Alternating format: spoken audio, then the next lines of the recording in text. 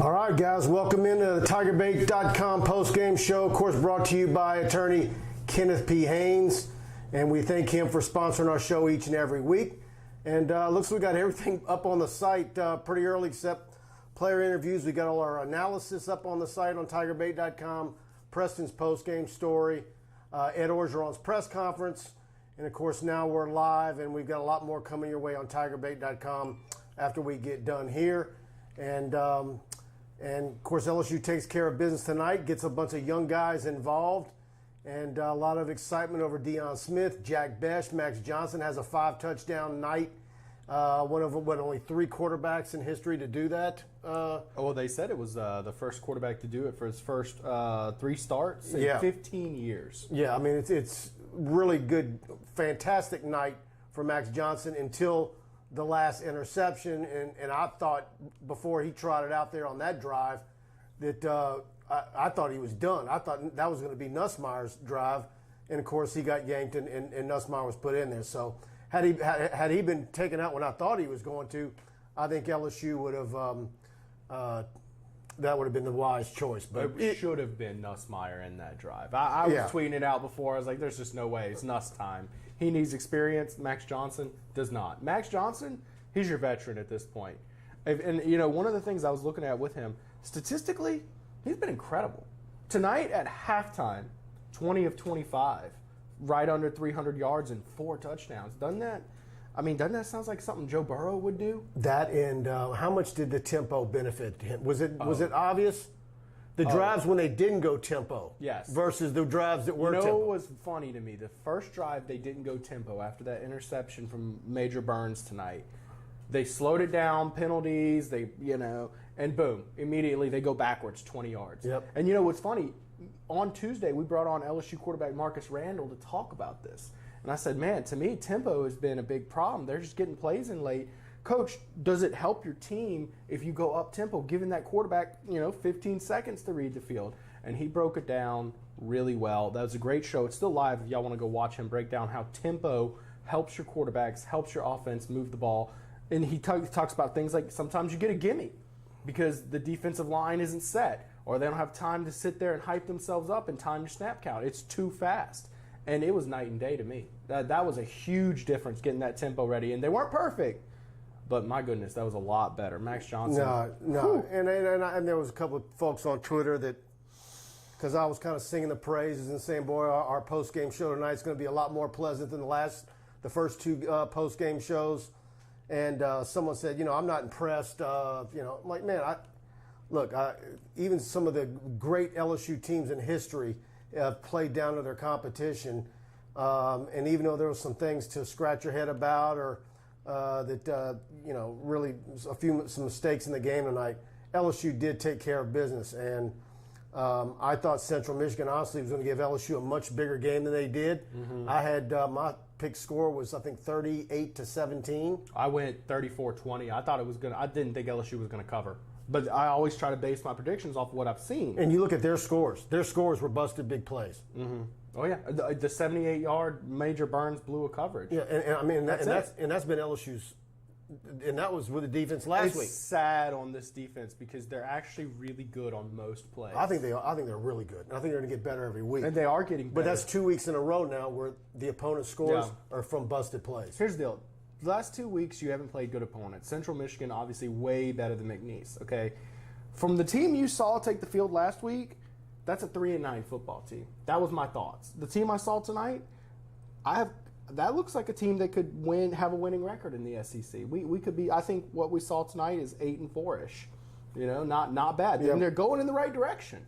So that's good. And that's kind of been my point. I think everybody's been on the, Ed Orgeron's going to lose his job bus. And I'm sitting here telling people, look, I know based on what you're seeing on the field, those last 2 games, that's a coach who's about to get fired. Not a good team. Kenny Haynes, don't look now, but Fresno's beating UCLA 20-10. Anyways, I know what you saw first 2 weeks looks like a coach who deserves to get fired probably. But look, Coach O's signature trait always keeps his team's head in the game and makes the adjustments. And getting, you had 23 players out against McNeese State, get some healthy guys. For basically almost no reason other than I've seen Coach O do it so many times, I expect this team to turn around, and I expect him to keep his job. Eddie Santos, what up, guys? Mark Towery with a pretty lengthy deal here. It's going to take up. Man, look at Mark. He's trying to get us off the screen. His comment's so big, he don't want to see our faces. The wide receiver crew is stacked, and they were much better at minimizing drops today. The defense was very good, but can't afford to have two busted coverages, just like we were talking, for touchdowns against SEC opponents. Yeah. These gaps have to be corrected immediately, no doubt. Corey Kiner appears to be much better than Davis Price. He should get the bulk of the carries next week at Mississippi State. And 4, Max Johnson is greatly underappreciated. Who else has thrown for 3+ touchdowns in their first 5 starts in college? Absolutely, and that's something that Joe Burrow didn't do. And I tell you, talk about Corey Kiner. Mark, I'm going to take you off the screen because it's like the scroll on the beginning of a Star Wars movie. Corey Kiner, he did the little spin move, and it was a la Clyde. Of course, usually Clyde would do it to the opposite side. Yeah. But and I immediately tweeted it out, and then here comes Clyde with a Corey Kiner tweet. He was watching. So there's a lot to be excited about with Corey Kiner. I still hope we get Armani Goodwood healthy and 100% at some point. But and then it brought up the wide receivers. I mean, I made a tweet early in the week that I thought LSU's best 2 wide receivers were from the Lafayette area. And then here comes Malik Neighbors tonight with an amazing grab with his toes on the line. Now, Max Johnson was trying to throw that one away. Yeah, but and the Neighbors said, nope, I'm going to drag my toes and make that grab. Great catch. Another Lafayette kid. So that's 3 from the Acadiana area. So absolutely. My father-in-law's proud tonight, I'll tell you what. But that was another point that I had tonight. The receivers played their best game. 2 drops tonight. It is what it is. And they made up and did their thing. That's livable, 2 drops. They've been having a lot more drops. And while the guys have all been talented, who's your guy? They went with a new set of guys. They went with Devonta Lee tonight, who made some good plays. They went with Jack Besh tonight. They went with Deion Smith, in addition to, of course, Butte, who's been everything. So I put out a Twitter poll tonight. Who's your number 2 receiver? Because there's so many good guys.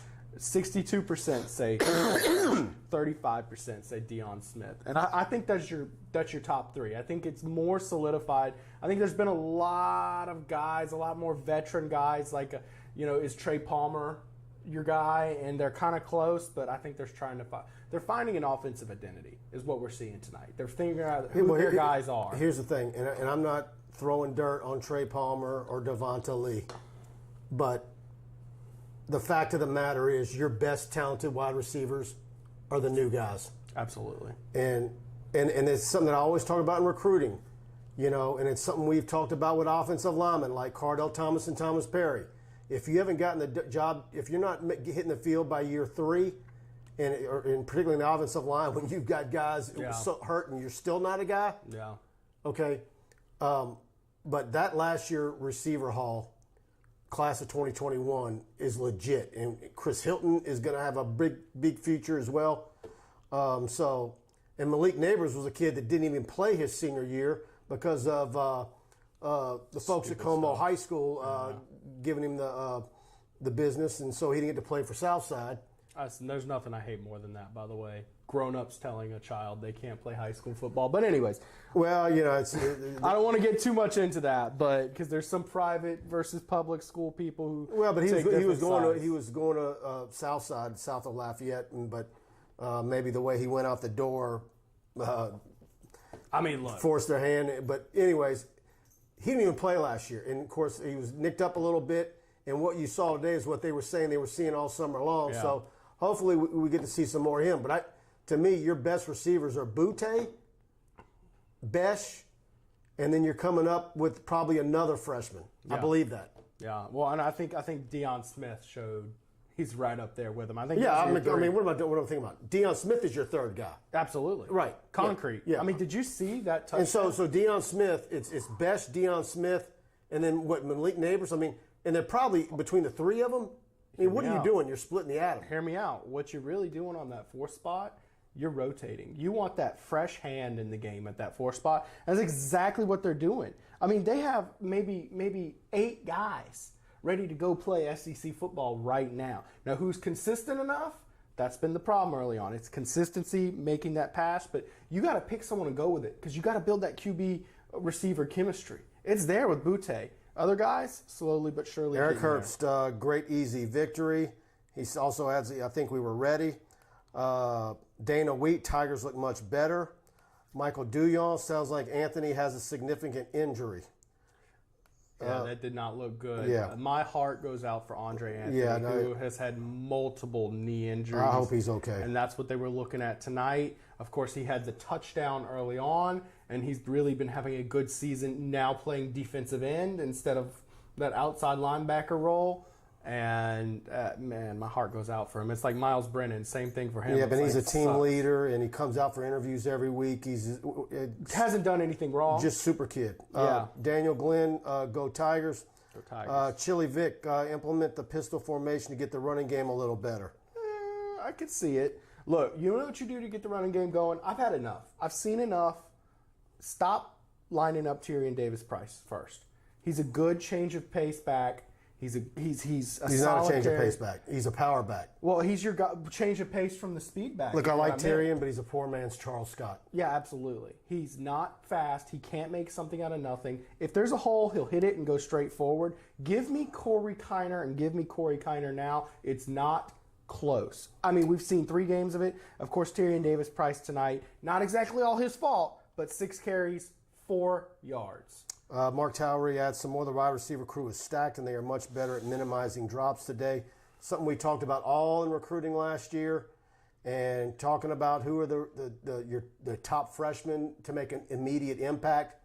And Jack Besh was certainly immediate, just because you knew not only his gifts physically and how ready he was physically, and then coming from that St. Thomas More offense, great hands.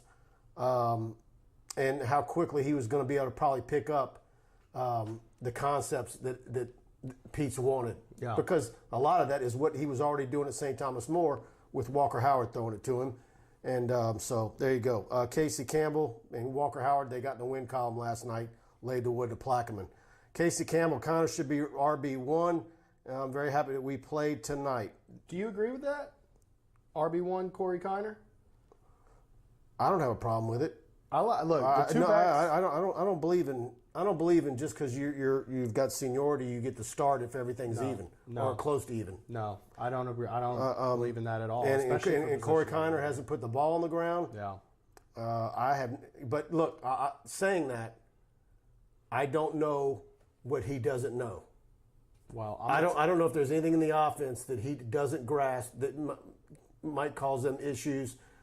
But. Well, I'm going to tell you right now what they probably see, because I've seen a little bit of it in the game. Obviously, I'm not at practice every day. I don't know. He's not a north-south runner. He wants to get that edge. And there was a run tonight where he broke out left, and he's going wide. He's trying to break that corner and run past you, and that didn't work. But how often can he get away with that once they get in the SEC play?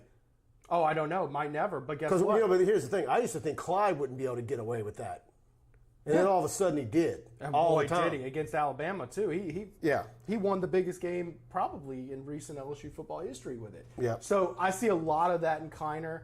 I mean, look, they talked about it on the broadcast tonight. He had a game with 8 touchdowns. I saw his highlights all year long in Ohio, and the kid was phenomenal. That doesn't go away. Those instincts are still there. Would you prefer him to run a little more north-south? Sure. But right now, you're not running north-south. You're running south.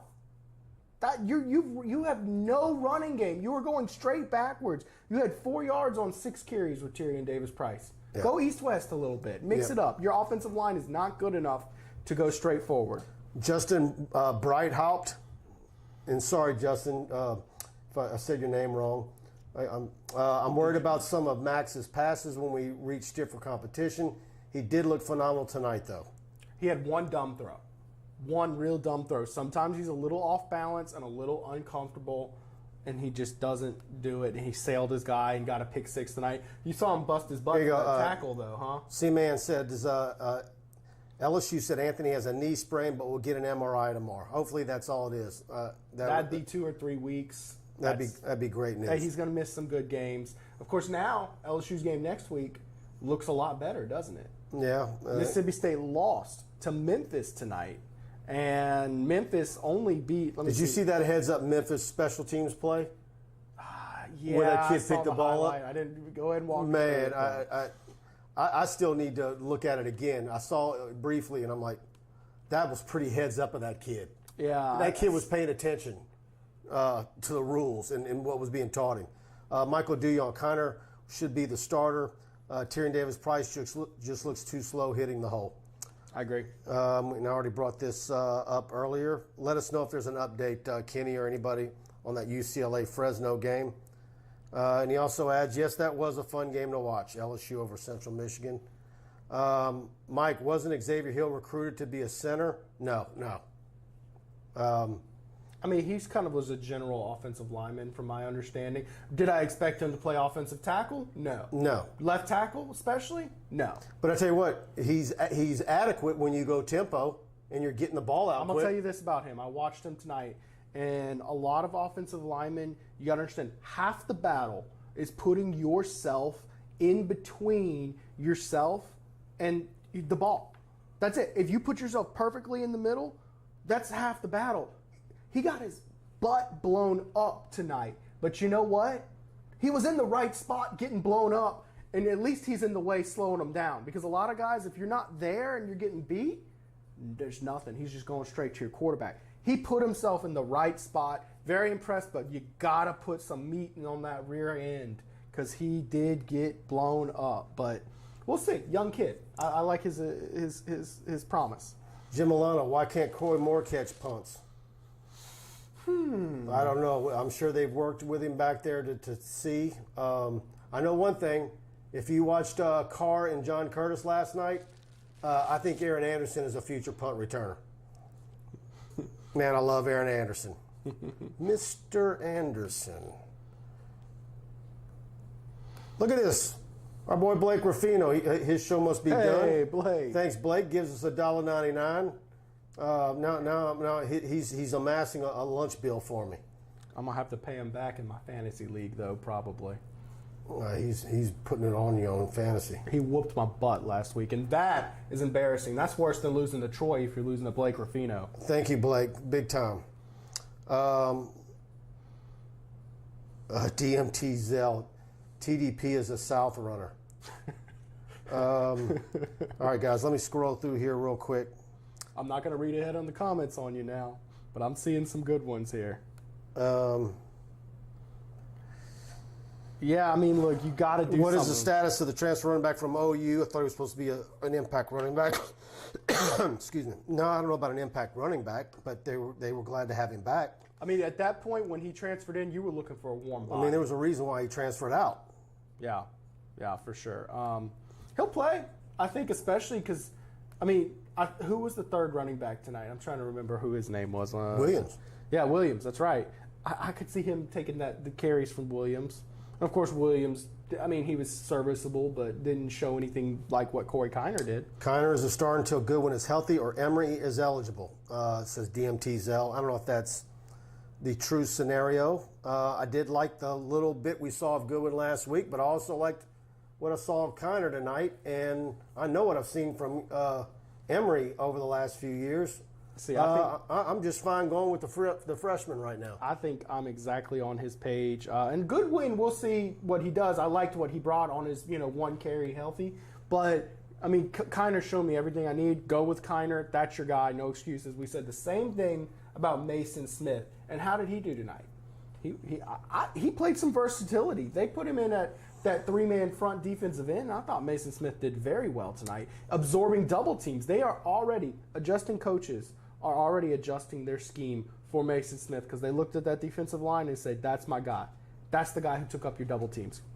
I love it. What's your guess for Mississippi State line for next week? LSU minus 2. Where's the game at? It's at Mississippi State, yep. Right? Yeah, -4. -4 is what I'll go. We'll see. Let's see. Let me scroll down here. Oh, I got my guy Esteban chiming in. Man, Esteban shows up every week. Go Tigers. What's up, Esteban? Look at Nicole Cochran in here. Still not sold on the team yet. UCLA is losing to Fresno State. Y'all give us some updates on that Fresno UCLA game as y'all get them. Well, and that's what I told people week one. It's 23-10 now. 8 seconds to half, says Kenny. I was not too impressed with UCLA. I think they're a good team and whatnot, but I mean LSU wants to be a playoff contender. Henry Pooh, Ole Miss up by 40 in the third. Up by 30? They scored 40 at halftime. I saw that. Yeah, 61-21. Yeah, that team can move the ball. Boy, Esteban is in the house. Estevez. What's up, Esteban? What's going on, fellas? He says. I want to take quickly look at some other scores. Did you see Florida, Alabama today? I did. Florida looks real good. That was a Typical tight game. Florida. Yeah, they screwed up that 2 points. That's just typical Florida. Typical Florida, absolutely. That was the worst 2-point conversion play call I've ever seen. It was a read option, but it was more read, no option. Where do you really think that you're going to run it up the gut on an Alabama defense for a 2-point conversion? You don't. I mean, but that was stupid. The running back was pulling Emory Jones because the running back, I guess, he held on to it. He pulled the quarterback with him. Yeah. And Emory Jones needs to be more commanding and pull that away and roll out. Should have been hitting one of them 2 tight ends he's got. Yeah, well, they got a little too cute, is what I say. Why was Palmer held out? Did he participate? I know he didn't catch anything. I'm not sure. I'm wondering, was he held out or were they wanting to give some other guys a shot? Because, I mean, obviously what these guys had, they were showing is better than what Trey Palmer has shown thus far this season. Brett Hunter, Blake called it on his show Wednesday night that we would see something new tonight. He did. I know he had people a little more excited. He had to kind of put some context like, guys, I'm not talking about coaching changes or anything. And yes, he was right. The tempo was higher tempo. I want to see more of it. Yeah, Dustin Barzar, they put him in the wrong class. No, that's not what happened with John Emery. There was somebody in the media that put that out, and then everybody followed suit, including myself. But then I immediately got the 411 on what really happened. And you can't fall below full time in a semester. That's the bottom line. He had all the hours needed, but if you get down to 9 hours in the fall, so in reality, what that tells you is LSU knew last December that he was in trouble, and it was going to take an appeal. So it's been known for a while. Yes. Regardless, whether it's a wrong class or anything, it's a clerical error. That's basically what it comes down to. Hey, check out Kenny Haynes'. No, it's not a clerical error. He dropped a class and he went part-time. Yeah. You got to be a full-time student. Well, it was a mistake of messing something up. That's what I'm getting at here, you know? Yeah. I mean, you got to have some cushion built in if you want to drop a class. Take 15 hours if you need to, whatever. But put that comment up, Kenny Haynes, here in a bit. Specman 03, 601 yards, Ole Miss with 7 minutes left in the third. Good news, we're not Florida State. 0-3 for their first time since the 70s.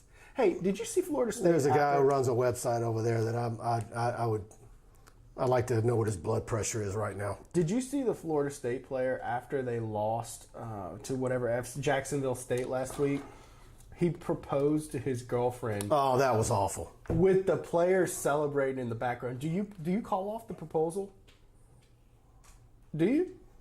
Because there's no way I'm proposing after losing to an FCS team. If I'm her daddy, I say I'm not paying for the wedding over that. I agree. My father-in-law would not have paid, and he told me there were strict guidelines to not paying for that wedding. Yeah, boy. He said no fall Saturday weddings, or I'm not paying. And I said, y'all can run off to. God bless you. Y'all run off to Borneo to get married for all I care. But yeah, guys, I mean, this Jason Derwent, Savion got out there. I see plays a little too upright. Yes, he needs some bend, but y'all can see potential, become a freak, absolutely. And that was something I said all in recruiting last year. He is so raw, but his motor and his frame and his athleticism is off the charts. You give him time, and sure enough, Mason Smith was going to be the guy that hits the field earliest and has the freak meter running early. But wait for Savion in a year or two. I can't imagine what he's going to look like this time next year. You say that, by the way, and the one thing I told people, my preseason prediction, I think this team's a year away. Look who's producing. Sophomore quarterback, freshman behind him, freshman running back. See, I'm the thing about the year away thing, the offensive line is still bothersome. No, you're right about that. Because on paper, the offensive line is worse than this year. On paper. Unless you're bringing in more true freshmen to play. I see guys like Garrett Dellinger who will step up big. I mean, look, I'm going to be honest. You know what, Josh Forbes, I want to bring you up real quick. No, hold on. Where's it at? Aaron Felder. Cardell Flott might be our best tackling defensive back. He's improved a lot from last year. I tell you what, Flott took so much abuse last year, and I've watched him make open field tackles and stuff to run, and I think he does deserve a pat on the back because for a guy who's undersized, he's not afraid to put his hat in there. Well, and he was in such a highlighted role last year, and especially he actually got some preseason hype, and it just turns out he was not ready to be the guy. He's ready to be someone in that slot role coming off the bench. He can give you some serviceable reps, but can he go man-to-man, one-on-one with the number one receiver every week in the SEC? No. And that's okay. Some guys aren't that. He might develop into that, but it's much better. But you know who really has impressed me as a tackler this year? Other than one notable play against UCLA is Derek Stingley Jr. How about that fumble? That was nasty. Man, that LSU defense opened up with back-to-back turnovers tonight. Nasty play there. All right, I want to talk about our corporate sponsor, the official attorney of TigerBait.com. And, of course, Kenny has been a part of TigerBait for many, many years, a 1989 graduate of LSU, Paul M. Mayberry Law Center. 30 years of experience in family business and personal injury litigation, over 15 years of experience as an assistant district attorney handling all post-conviction matters, been lead counsel on everything from complicated rollover accident to a simple divorce to a death sentence appeal. Board certified in family law since 2004 and board certified in appellate practice every year the specialty has been offered. Served on Specialization Advisory Committee for Family Law 2 full terms, serving on the Specialization Advisory Committee for Appellate Practice, currently Vice Chairman, and he's an invited speaker for the LSU Continuing Legal Education.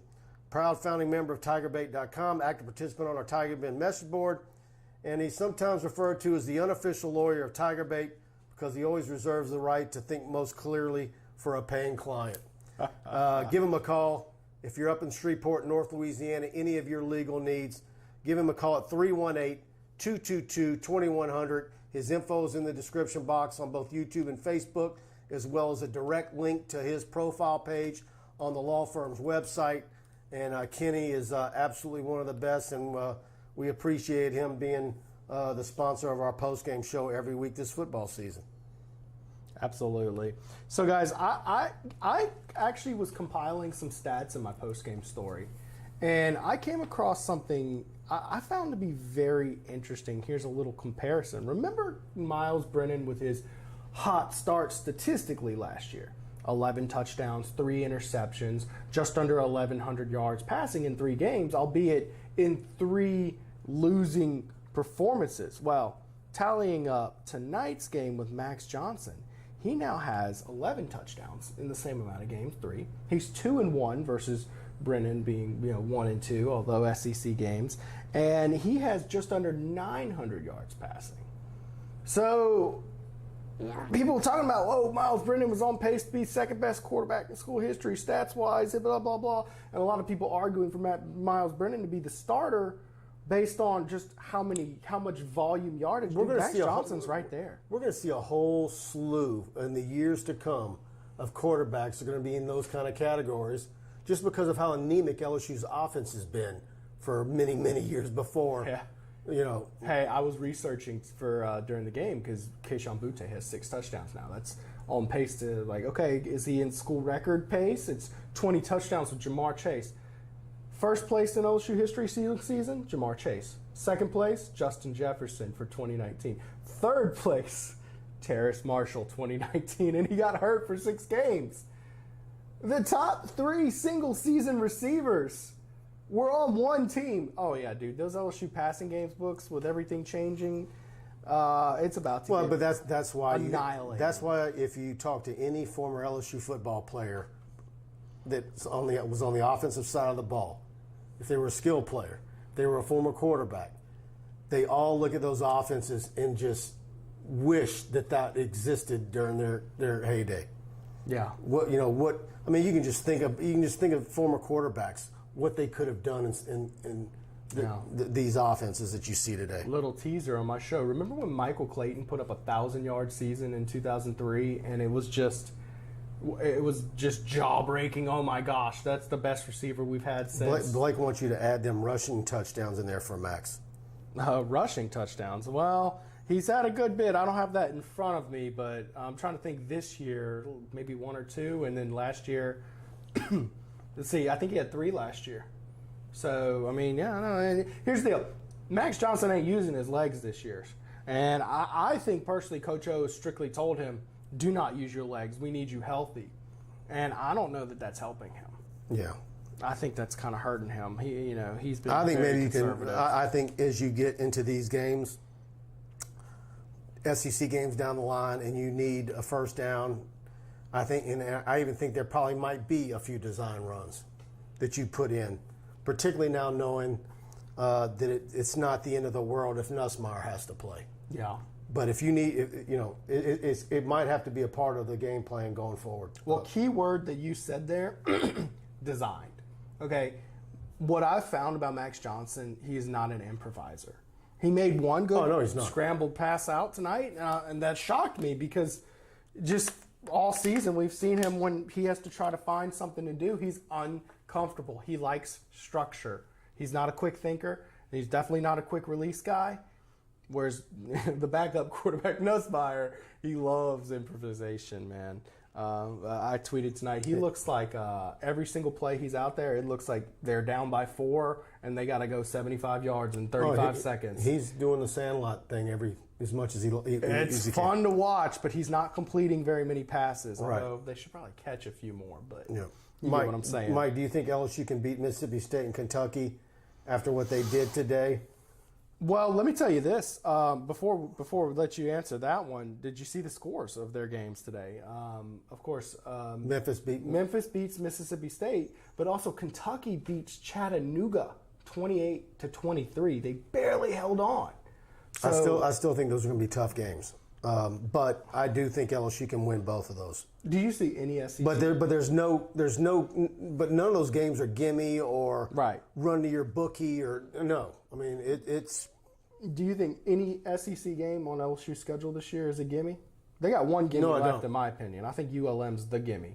That's it. No, I don't see. I mean, it's something catastrophic would have to happen to these teams on your schedule. Now, Mississippi State next week. All of a sudden, that's looking like your most winnable game of the year. No, but if the outside of ULM, if the confidence level of this team improves every week, and this game can do wonders for that. Oh yeah, and development. They get better each and every week. Then all of a sudden, you're probably going to start talking like there's some games that are gimmies. But 15, 20 years ago, they used to do schedules where they try to open with 3 soft or out of conference teams and give you some gimmies early on. Well, then around, 2008, 9-ish, somewhere around that area, they started doing these week 1 premier matchups, LSU, Oregon, Alabama playing whoever in Atlanta, Georgia. They used to want easy games opening up. You remember 03, LSU opened up against ULM and some junkies, but they got to develop that team. But Saban also had those Virginia Tech games in there. There's a couple of them in there. They're way more often now. But a lot of coaches, they like those gimme games early on because it's like getting preseason games. Now, when DiNardo first got hired, LSU was opening up with A&M almost every year. Yeah, well, and he wanted out of that series. Yeah, I bet you he did, man. Those were some ugly games back in the day, and LSU used to. That was the hottest I've ever been in my life. 1995, College Station. Kevin Falk's first game as a freshman. Jamie Howard at quarterback. I'm telling you, the heat index must have been 130. I figured, I think at that age, I was probably in the best shape of my life. And I didn't drink at all that day. I was hydrated. I thought I was going to die. That's how hot it was. Yeah. And that was back when Kyle Field was AstroTurf. And it was I don't know what the kickoff time was. Was it 11:30? It was something awful. Yeah. Man. My only point in mentioning that, this team needed some gimmies early on, and you didn't get one with UCLA. Because this team, you clearly saw tonight where they took a step forward finding that identity. What calls does Pete's work in with Johnson? What tempo works with these guys? They're all young. Name someone who's a key pivotal part of this team, especially on that offense, who's not like a sophomore or freshman. I mean, you can argue some offensive linemen. Look, the veteran offensive linemen are the biggest problem to me at this point. I'm seeing veteran interior offensive linemen, and not naming names, okay? It's not what I do. But we're talking about extremely smart guys who've been around. They're just missing assignments left and right. DMT Zell, Will Campbell will play next year. Ricks tackles well too, says PNC. He does. Yes, he does. Now, Ricks has been quiet this year, hadn't he? Henry Poe, I'm happy to see Desmond Little get out there and get some TFLs in back-to-back games. Yeah. Yeah, he looked good. You know, he was one of the guys, and when you're talking about, okay, who's the guy that you would move to tight end with a dire situation? Wouldn't Little have the actual frame? And I mean, he's got the looks of it, you know. Sometimes you don't. I mean, he's in that weight range. He's in that build range. Yeah, but, you know. But he's probably has no ball skills. Or I'm about to say, you'd have to see it because, I mean, you look at Tebow and you were like, he'd be all right in that. And then you saw what he did with the Jaguars. But in the spring and summer, that came to my mind when Gilbert was done. You know, like. Yeah. Yeah. Well, clearly it's Mashburn and Cole Taylor at tight end is what they're Blaine Smith, with. what are y'all hearing about Sage Ryan and Allie Gay injuries? It's been pretty mum. I think Gay should be back soon. I'm not sure what's going on with Sage Ryan. Yeah. Or what the timetable is on him. I'll say that. I'll tell you this. I talked to his coach in high school, and he did tell me that he has some health issues I don't want to go too into that just sometimes pop up. And they're not serious, but it causes him to miss games from time to time. He missed the playoff run. Nothing serious, and he's going to get back and recover. But it just causes him to miss a couple weeks at a time. I have no idea if this is what it is. I'm just telling you what I know from his background. Okay. Yep, Gilbert is still not playing for Georgia. I think Gilbert, his problems are all above the shoulders. He's an extremely talented player, but discipline and other issues are definitely a problem for him. George Neinstedt, veteran team, freshman coach is getting better every week, but we got some outstanding freshmen, absolutely. Yeah, I think sometimes your coordinators develop. They've never called plays. And one thing I talked about on my show on Tuesday, and me and Marcus Randall talked about it, and Marcus Randall said, problem with this team, they're calling plays for the 2019 LSU offense. This ain't the 2019 LSU offense. You don't have Joe Burrow. You don't have Jamar Chase. You don't have Clyde Edwards-Helaire. You don't have that offensive line, especially. You got to call plays that work for your roster, and that's kind of what they're finding out. Eric Wright, this type of season, the fan base has to take this 1 week at a time. You can't jump too forward, and you can't keep looking back, 24-hour rule. Eric, you're absolutely right. That's a lot of coach speak, but with this team, I think you're absolutely right. And I'm looking at this comment up here. DMT Zell's been peppering us with comments. Arkansas thrashes A&M next week, and I can't wait to see the line on that game. All right, so Arkansas I would absolutely love for that to happen. Lost at Penn State, a whiteout game, which Penn State, good team this year, by the way. I'm talking about Auburn. Auburn. Auburn lost to Penn State. Right. You're talking about Arkansas beating A&M next week. Oh, Arkansas. I'm sorry, I misheard you, and I of course wasn't looking at the SEC schedule. Yeah, no. Texas. Wouldn't that be something for Arkansas to beat the two Texas schools in 3 weeks? I think it'd be something. I think it happens. I'm not impressed. I say it all the time, and probably people getting sick of it, but I really like Sam Pittman. Texas A&M has this new quarterback freshman kid out there, and he has not impressed me.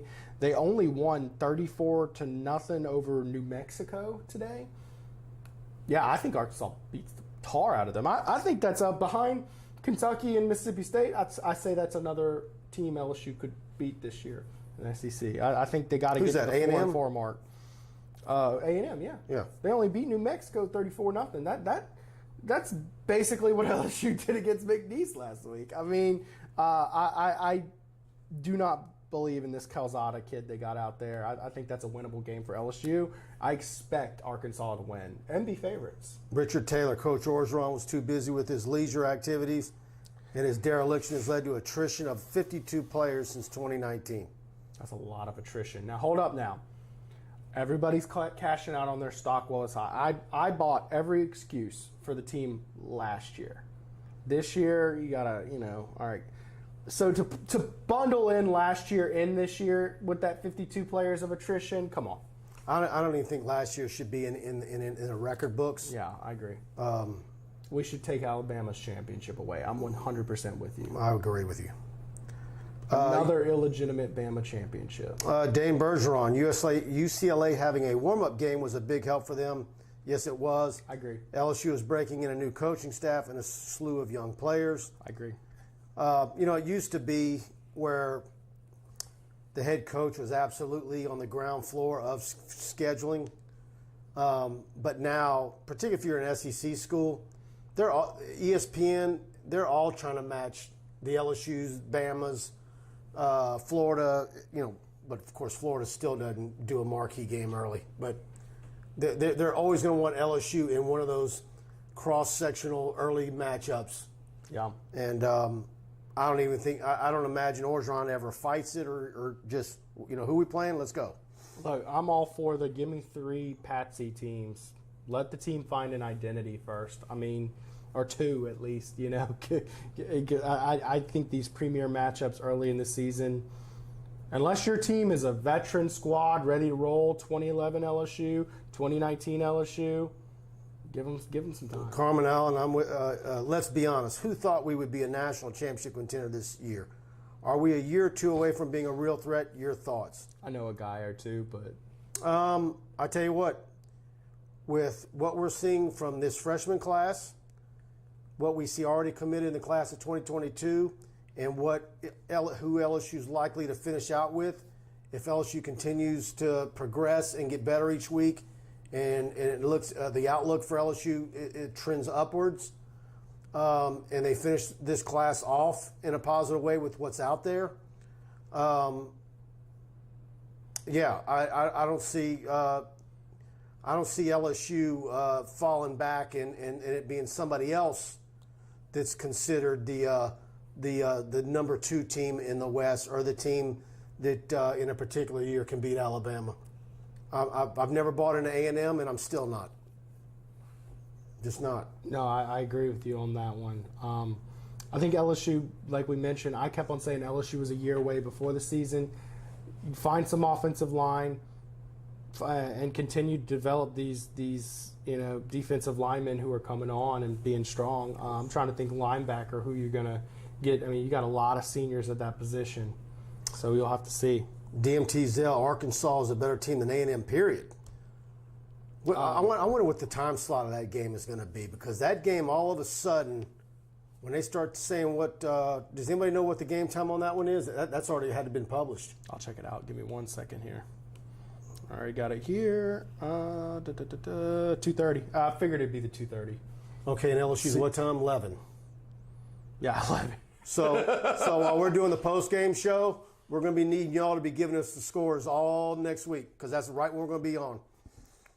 I miss doing these on the couch. The studio's great, but we had that TV from the couch. You remember that?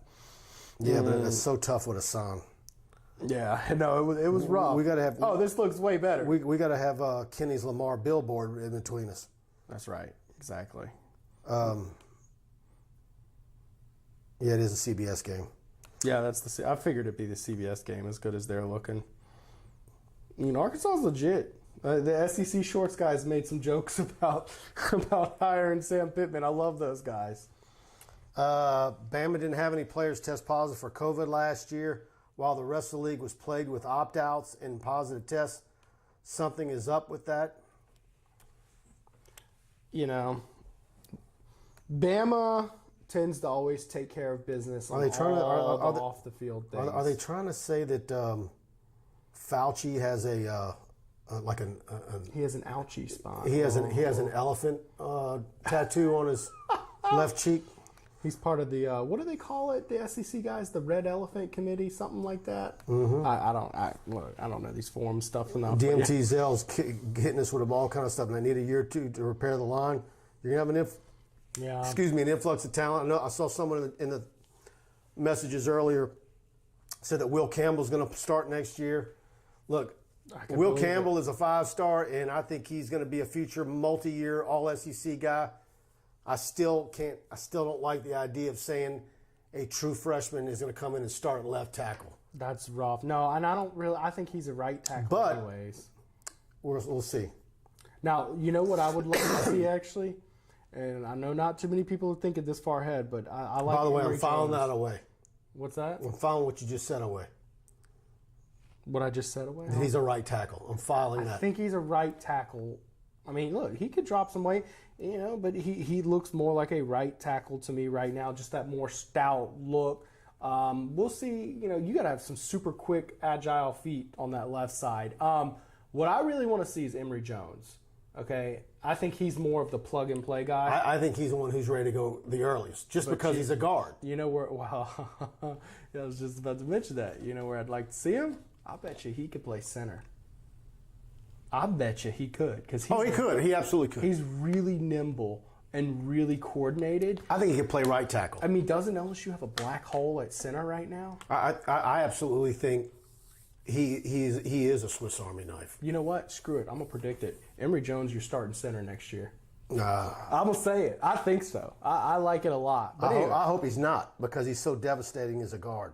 Oh, he's great as a guard, but he's also really smart. He's highly intelligent, and you want that at your center. But Fitzgerald West is coming in as a center. Well, and I think right now you have Fitzgerald's is a very smart kid too. I think you have an incredibly book smart center right now, but I think on the field there's been a lot of missed opportunities from that center spot, and really interior linemen as a whole just missing assignments. By the way, guys, do us a favor. If you're on Facebook, please hit the like button and share it to your Facebook feed. And if you're in some of the LSU groups on Facebook, please share the show as well. And if you're on YouTube, hit the subscription button and the notification bell. Our Ed Orgeron postgame video is already up there, and I'll have player interviews uploaded as soon as we go off here after that. And we're loading videos up on our YouTube channel every day. So go ahead and subscribe. We're putting a lot of LSU content there on YouTube. Now, look, if you're asking me, I see the notification from Facebook and YouTube. Just personally, I always go to the YouTube. I think it's a little bit better viewing experience. I think the YouTube is a much better viewing experience. You get it in higher quality. We're broadcasting in 1080p. And it's just much more stable, and I like their chat better. So most people have YouTube and Facebook, but I think your YouTube's better. Mike, you got a comment down here from an Allison I think you need to check out, but anyways. Okay, Preston, Marcus Randall proved prophetic on your show earlier this week. Tempo was just what the doctor ordered. Thank you for the comment, Dane. It was really uncanny, and I love talking and interviewing with Marcus because he's one of the few coaches. Most South Louisiana football coaches are all rah-rah speech. We need to motivate players, play harder. You know what? Players like to play hard, coach. Give me some scheme, okay? Give me some technique stuff. A lot of coaches don't like breaking that down. Marcus will break that down, and he nailed it on a few areas this week. If y'all haven't watched that show, I won't usually push my shows once they're old. Go back and watch that show. Watch what Marcus Randall said. He had some real good stuff. Real good stuff. Thank you for the comment, Dane, and I appreciate you watching. Allison Help says, Mike's single. I'm asking for a friend. Yes, I am. Oh, boy. That was great, Allison. That made my weekend. I appreciate it. Let's see. And look at Kenny Haynes' response to that. All right, this is getting a little fiery. We got a little TigerBait Tinder going on. Yeah, well, Kenny's already figuring he's getting some prenup. He's working on my prenup. Look, Tinder.com. If you need someone to promote your brand in South Louisiana, you slide up in our DMs. We already have the proper audience for you. Come on in. Yes, and always looking for a hot date, but they need LSU gear. Hey guys, we have some great ads. Did you see the Fanatics, the LSU Pegasus shoes? Good stuff. Go check out our site. Yeah, you got a lot of choices to buy LSU gear, and go hit when you go to TigerBait. You see the little more category at the top. Click store, and if you go to the Fanatics store by way of TigerBait, we get a little bit of the referral fee on that commission. We're an affiliate partner with Fanatics, so. If you're looking for LSU T-shirts, sweatshirts, I think we might get. I'm hoping we do some cool weather. We had a little bit of it last week. It was really nice. Supposed to be a cold front. And I'm excited. So it's about to be LSU sweatshirt weather, hopefully. That's what I'm. Will is just a dog. That is what you want. And I saw Will on the sideline last week, and just a super kid. I love Will Campbell to death. Comes from a great set of parents, and I think he's going to be fantastic. And there's a lot of, look, I cover recruiting for years and years, and there's a lot of great kids always in the program, but I think there's some really super individual kids in this class of 2022. Yeah. Kids that I absolutely think the world of and adore. Well, since offensive line recruiting, people keep on asking, is 3 offensive linemen enough this year, Mike? Do you think they go more in the recruiting class? What was that? They have 3 offensive linemen right now, right? Committed right now. Do they need to get more? There's 4. There's 4. Fitzgerald West, it's center, Beau Bordelon, Emory Jones, and Will Campbell. Okay, all right, there's 4. Is that enough, though? Yeah, that should No, be it's enough. not enough. You think they need more? Oh, yeah, they need more. So you know my take. I say 5. I think 5 or 6. I think 5 every year is what you do. I think your recruiting class, you should be able to field a football team out of it. In my opinion, it is what it is. Adjust with the 3 extra spots. DMT Zell agrees with me. DMT, I'm loving you being in the chats, man. You got some good stuff. Appreciate you, man. Yeah, need 5, preferably 6.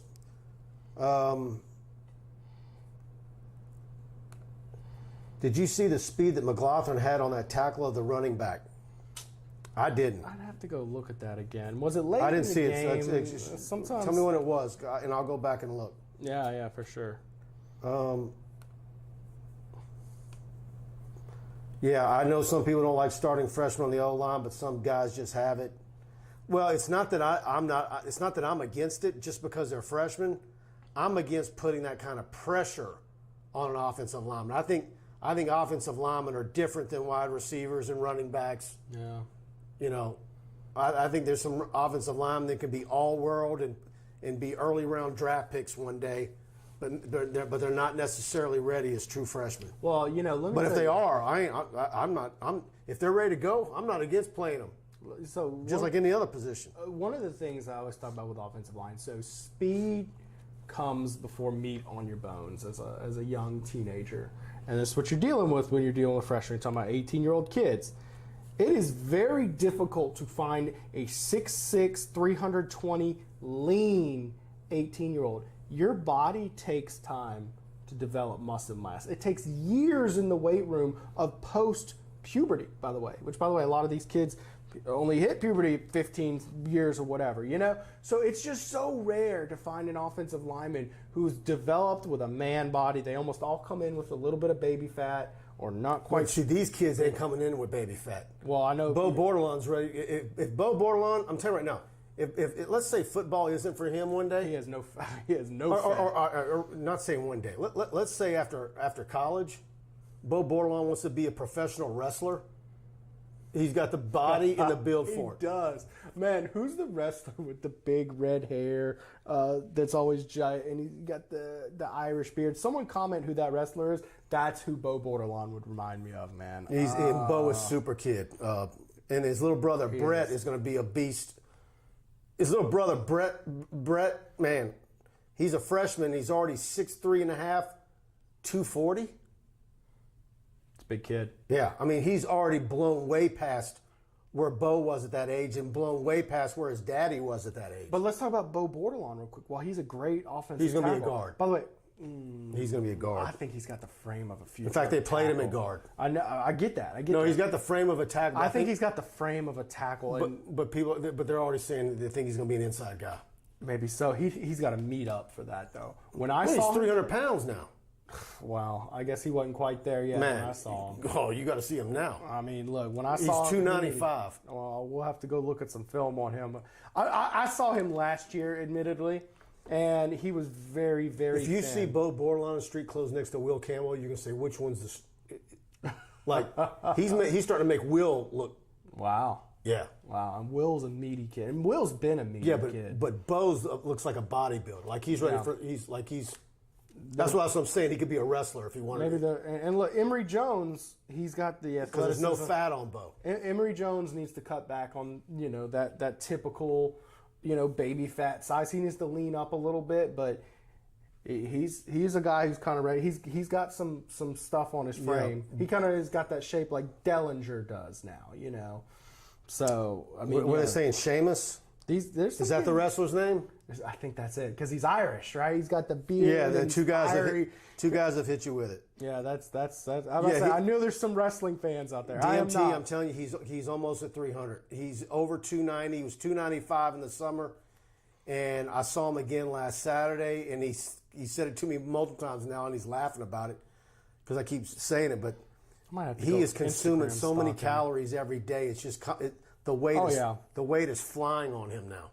Look, when they put me on a diet plan, they had me at 3,300 calories, and I was a guy who really didn't need to gain weight in high school. I can only imagine the kind of diet plan they have a guy for, like, to put on that kind of weight. Yeah, Ben was telling me about what it's costing him to feed his two offensive line boys.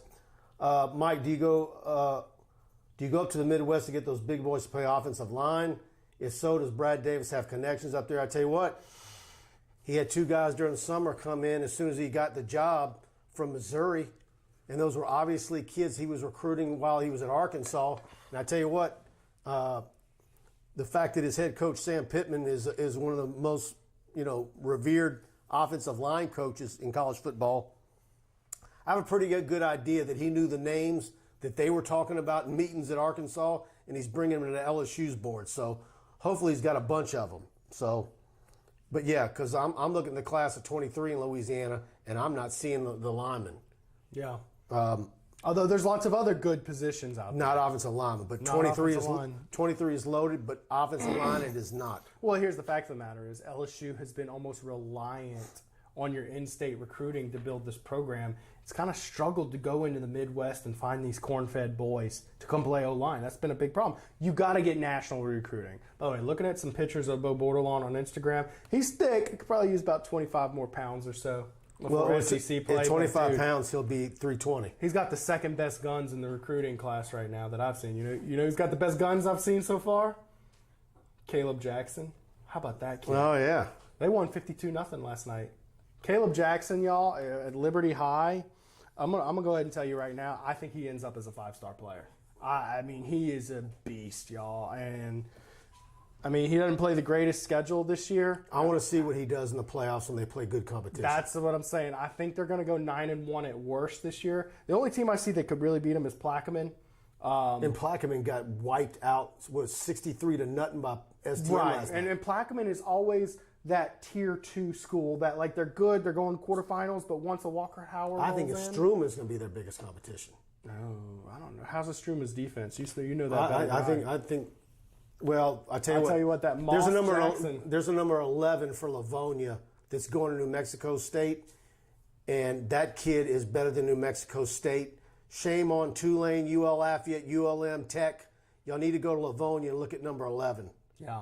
There's a lot of kids, and there's so many good players in Louisiana. But he had two huge runs against the Struma. But that kid is probably 6'3" receiver and can run.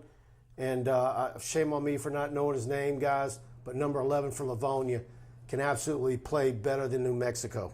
Who do you think is going to be the better running back in that game, Le'Veon Moss? That's going to be the draw. You'll see. But I think Le'Veon Moss, they're both killer. They're both really good. And look, Le'Veon Moss is playing a lot But they're different better guys. this year. But they're different guys. Yeah, Le'Veon Moss is a little longer kind of guy. Caleb Jackson's a pocket Hercules, y'all. He is muscly. He is 5'10" and 205. Coaches tell me he runs a 4.3 40. DMT Zell, Jack Bech got a press conference. They usually don't let freshmen speak unless they ball.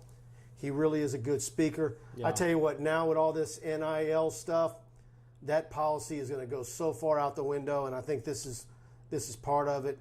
And not only that, Jack, you know how many interviews Jack's been doing just because he was on that STM team that always had guys interviewing him? He's done so many interviews, and he's not. He's always been very measured in what he says anyways. Smart kid. Yeah. If I'm in sports information, or was it Dr. Karam? Is he a doctor, Karam? The marketing professor there, yeah. The one who teaches the Dr. players? Karam, yeah. Yeah. I don't think he has any qualms about Jack Bech talking Let me tell you, those Dr. Karam sessions, I had the privilege of sitting in, and he would give me some really mean questions to ask those players. They're intense, man. He's good. I like him. He's a good guy. Oh, he's a great guy. Yeah, absolutely. Look, also worth noting, guys, last few years, they've kind of grown more and more relaxed with that over the years as like, okay, are you going to not let the freshman starting quarterback talk? Well, usually you let the freshmen talk if they've had a big game. Yeah. I remember Justin Vincent had big games, and they had to let him talk. Yeah. It's always been like a special case deal. But when they have bad games, man, it is brutal when they roll out the left guard to talk to. And that's your offense, Daniel Glenn, first 4 games next year as of now. Florida State in the Dome, Southern, New Mexico, and UAB. So if you need to play freshman offensive linemen, they have a month to get ready before conference play. That is exactly what I was talking about. We need 3 games like that. Now, Florida State wasn't supposed to be like that, and maybe they turn it around.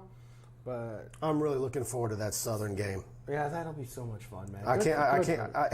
How many people are going to leave their seats at halftime when the Southern band comes out? Well, hopefully none. Nobody's going to leave. I mean, I won't. I can't wait. Dude, that's going to be awesome. I was upset when the spring game at Mumford Stadium got canceled for right when COVID hit. Yep. I was looking forward to that. Carmen Allen, enjoy your show and reading the comments. Helps me get through the losses and feel good about the wins. Thanks. Keep this up. Thank you for the kind words, Carmen. Appreciate it, Carmen. Very much appreciative. And y'all do me a favor. I always make a push at some point in the show. Go to TigerBait.com and subscribe. We want to have you as a premium subscriber. We load the site up all week long with premium content, recruiting news, and you'll get our newsletters when you sign up. You'll get our text alerts for breaking news. And I've got so much prospect video to be edited in the next 2 days. We've seen a lot of prospects. We're not even out of September yet, and we've seen multiple prospects twice or even 3 times already between August scrimmage, jamborees, and 3 weeks of the high school football season, and a lot more to come your way. So check that out at TigerBait.com. Subscribe. Choose the annual package. Get billed one time, and when you do that versus going monthly, you're basically getting 3 months free of TigerBait Premium. And so go do that. And, of course, we want you to subscribe to our YouTube channel and our Facebook as well. And, guys, look, here's the fact of the matter about Louisiana football right now. There's more talent playing high school football in Louisiana right now than I think there's ever been. I mean, between this 2022 and 2023 class, I don't think there's ever been more talent in the state of Louisiana. So really, guys, I mean, we've gotten at least a dozen just future NFL superstars. Well, and that's usually what this time of year is really good for, the non-district games where we're choosing games where there's either LSU offers or LSU commits for both teams on both sides of the ball. We chop that video up and good video. And we load up in 1080p. I'm telling you, when I load up some files, I loaded up Walker Howard's video after the Madison Prep game. It was like 7 minutes, but it was like 8 or 9 gigs. Yeah. Just his highlights because I load them up in 1080p. Well, you know what I at the highest frame rate. I would hate, going to pay for a service and you're getting just cell phone videos. And a lot of guys do that. TigerBait, you're going to get good video, and you're going to get a lot of stuff. We're all over the place. I'm telling you, $99 for an entire year. I promise you, you're never going to get a better value than out of TigerBait for this next year coming up with all these recruits. So y'all give it a try. Ryan Thibodeau gives us a $2 super chat. Thank you very much, Ryan. He says Ryan, he loves TigerBait and the live show. Thank you. Appreciate you for supporting and us. we're looking to add more shows, by the way, than what we're already doing. Preston does his shows on Tuesday night. I do mine on Wednesday. Of course, we go live in pregame warm-ups at whatever high school games we're at, and plus our postgame show. So I'm going to plug my show real quick, guys. Really fun show coming. Michael Clayton, former LSU Stars, joining me Tuesday night. Looking forward to that one. Really cool. So y'all make sure to hit that bell. If you're watching the video, hit the bell to get a notification. PC says, great show. Appreciate the professional behavior. Thank you. I think that might have been a little bit of shade thrown at, I know a lot of other live shows have been calling out some personal life issues of coaches and whatnot. So we try to keep it, we try to leave comments. Joshua Forms, I need to get him back up on the screen. I'd take him, put him back up. He says, Besh was showing out tonight. He flexed and reminded me of Jimmy Graham. I want him to play like Jeremy Shockey. The thing about Besh is he's 6'2". Yeah. He is a receiver. Look, I don't want Jack Besh going over 215 pounds. I just don't. He's not going to be as fast. He can move right now. He's got football speed. He to me, he is already at the size that his frame should be maxed out at, I think. I mean, maybe a couple more pounds, but I don't think he's going to try to play tight end. I just love how tenacious he is. He has 5-star heart. And when they're on him and they're trying to strip the ball, it makes him mad. Here's the deal. He gets that ball, he catches it, he's reliable. I call him Mr. Reliable. He's going to run his route well. He's going to catch the ball, and guess what? He's going to get upfield, and about where you touch him is not where he's going down. He's dragging you 4 yards. That's what LSU needs, that Mr. Consistent. I don't really see a reason why he should come off the field based on the way he's playing. Daniel Glenn, Pete's has Nebraska ties. He and David, excuse me, guys. He and David should go poach some beef from the Huskers when Frost gets fired. I was about to say, maybe poach Coach Frost to come on staff. Assuming Orgeron and staff are still in place. I tell you what, that whole Midwest, they've charted out. That's where when they chart out where does the NFL offensive lineman come from, that whole Ohio, there's a little circle there. Those corn-fed boys, man, they just grow different. What's funny, y'all, geographically, I talked with Coach Randall about this, and again, I keep on talking about these prophetic things he's talking about the culture of offensive line in our state. And I had a little group chat with some guys with you. We were talking about this. Why doesn't Louisiana produce good offensive linemen? Although we see this next year, we got some good offensive line. We usually don't.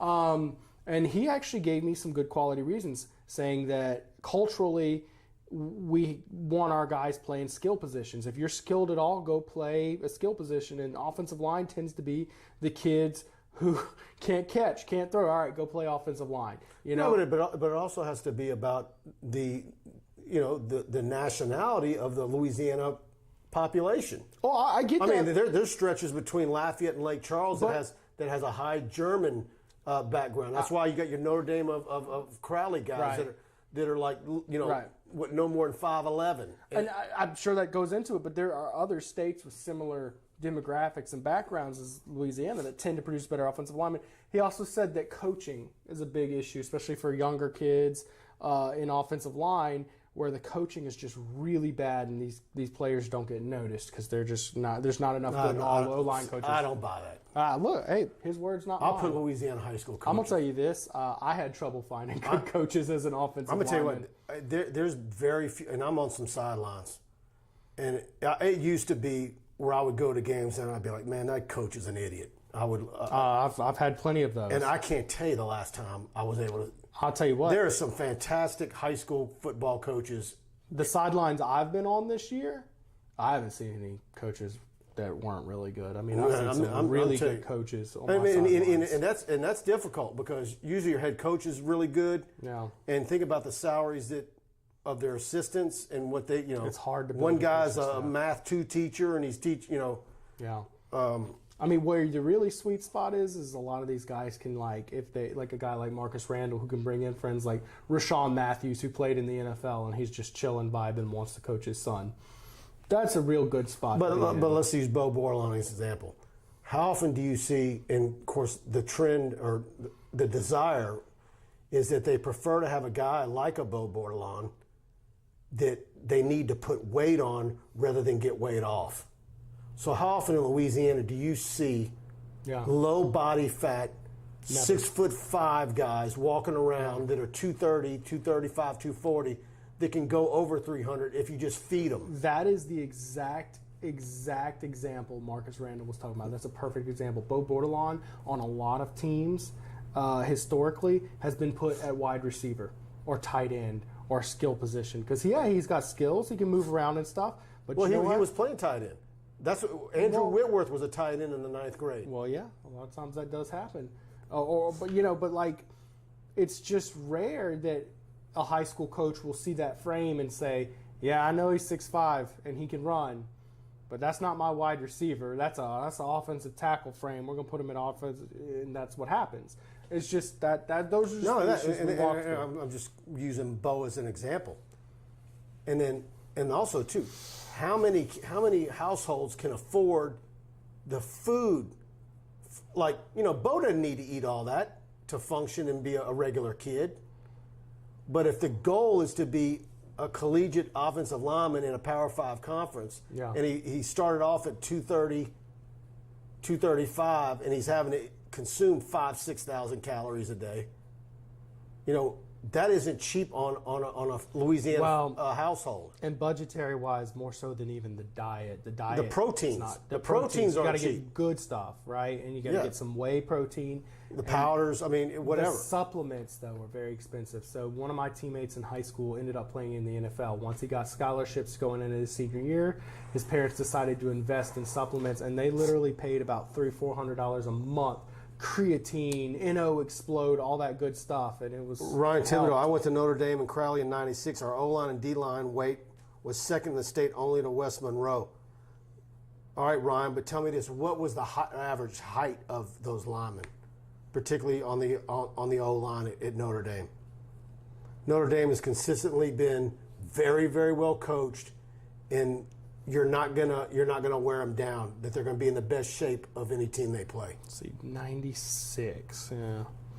Yeah, and they're one of those. But it's the makeup of the population of that area. Yeah. What is their heritage, their background? It's that Lafayette area. I mean, but there's a whole between Jennings Cajun. and yeah. Yeah, it's tough to find them in Louisiana. But North Louisiana, what have we seen in the West Monroe area? Oh, yeah. West Monroe, Ruston. A few more guys. You see some bigger kids. Mm-hmm. Oh yeah. And I'm saying bigger as in not fat. Well, and I look at prospects. Gosh, who was that West Monroe defensive end? Jordan Allen. I always looked at him. I was like, that's an offensive line frame, but putting him at defensive end, that's another thing. A lot of times they want to play the position where they hear their names on the speakers. Daniel Glenn, Big Boys Louisiana, want to kill the backs and not block for them. And red beans and rice gets them just as big as corn. I hear you, man. I couldn't put on weight to save my life until I started eating plate lunches every day in Lafayette. Yeah. Then it came on quick. 6 foot. See, Ryan Thibodeau, average height was about 6 foot. Yeah, that ain't going to cut it. Yeah. And so they had the weight on them. They had the heft. And that's how they won state championships under Louis Cook. Yeah. But you didn't have a bunch of 6'3" guys there. Mm-mm. No, and let me tell you, those extra 3 inches on the offensive line position. And he says you're right. The Germans are prominent around here. It's true. It's you got Roberts Cove and some of those areas around there. Wow. Rain. So. Got to get those. Got to put some meat on those bones on those boys. All right, guys. I think we had a great show tonight. Thanks to all of you for participating. Thanks to Preston coming in as usual. And big thanks to Kenny Haynes, the unofficial attorney of TigerBait.com. Go to his website, check him out if you're in North Louisiana and you have any legal needs anywhere north of Alexandria.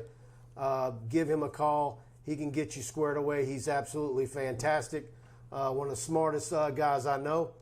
And thanks to all of you that have participated tonight. Some great questions, and see you on TigerBait.com. I'm about to go load up some more stuff on the website. And Preston will see you Tuesday night, and we'll be back here next week after LSU Mississippi State. Thank you, guys. Have a great night.